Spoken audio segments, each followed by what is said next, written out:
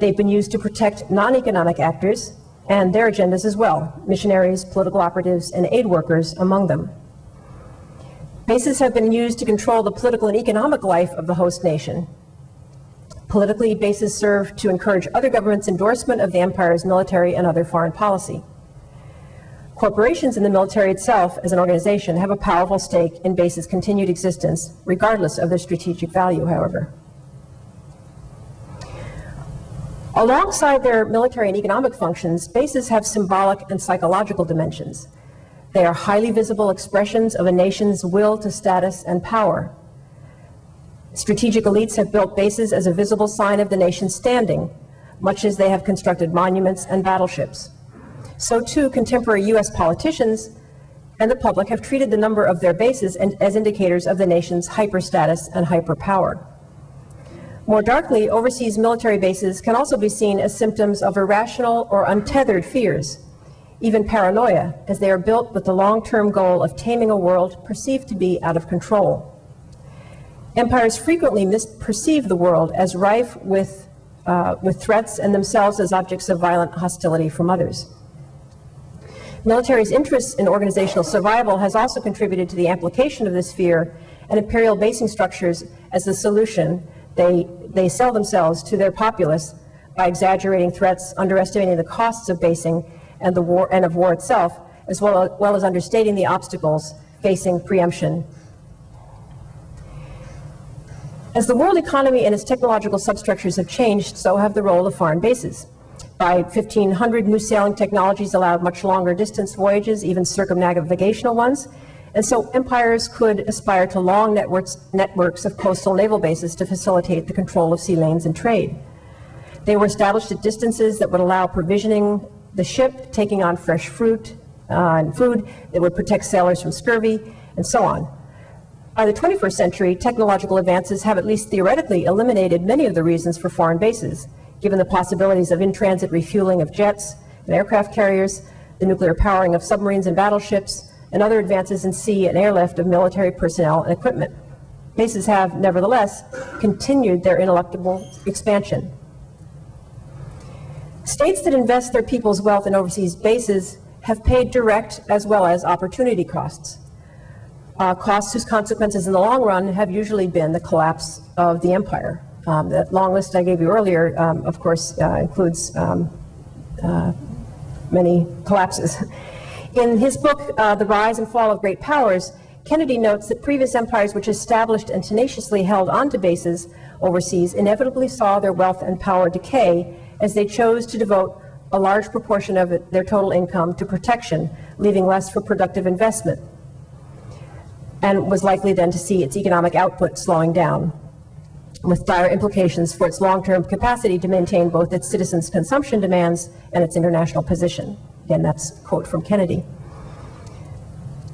Nonetheless, U.S. defense officials and scholars have continued to argue that bases lead to enhanced national security and successful foreign policy because they provide a critical capacity to move, employ, and sustain military forces abroad, and the ability to impose the will of the United States and its coalition partners on any adversaries, and a quote from a strategic document of the U.S.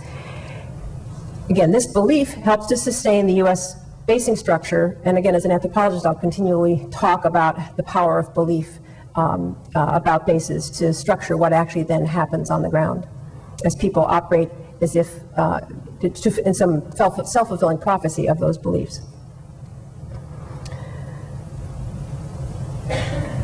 Okay, again, in terms of the history of U.S. basing, there have been three periods of expansive global ambition in U.S. history.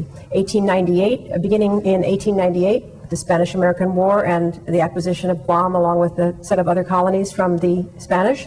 1945, in which the United States inherited, again, many military bases, took many military bases from the Japanese, and also eventually inherited them from the British as the declining power. And the third period of expansion is in 2001. Again, each of these periods is associated with the acquisition of significant numbers of new overseas military bases.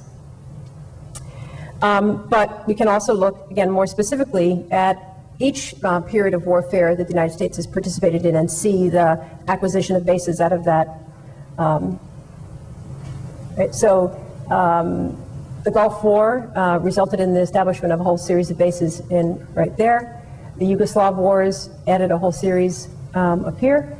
Then the Afghan War and the war in Iraq. Right? Again, this is not all the bases, but shows you, again, how tightly connected the establishment of bases is with successful warfare.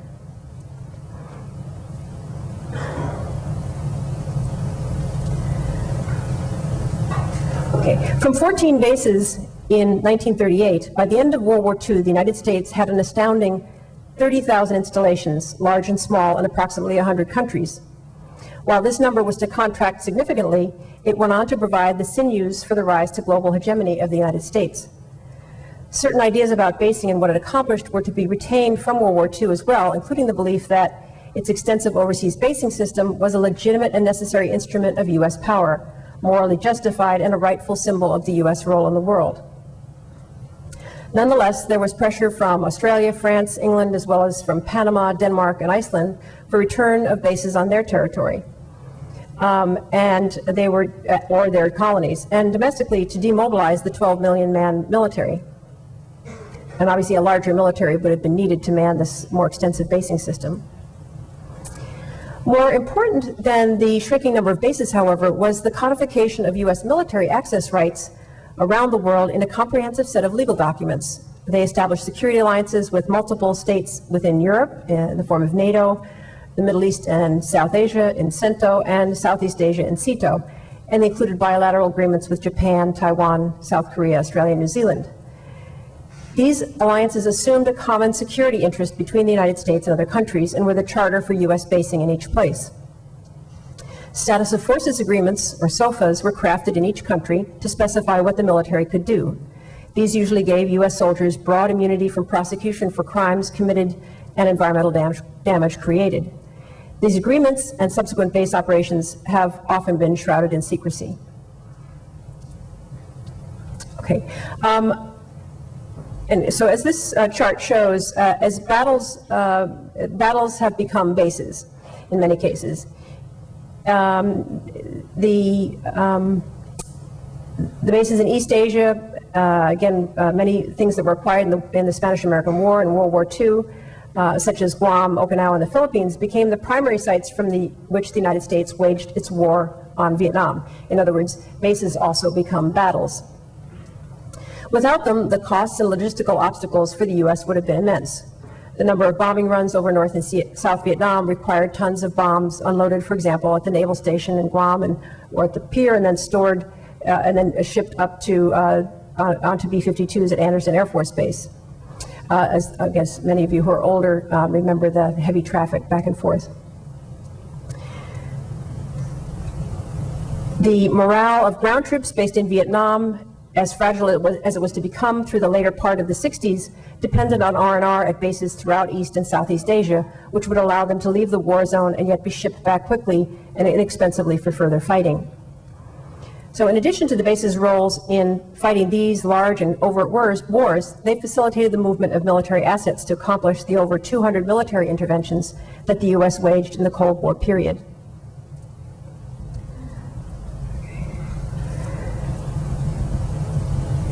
The assumption that U.S. bases served local interests in a shared ideological and security project dominates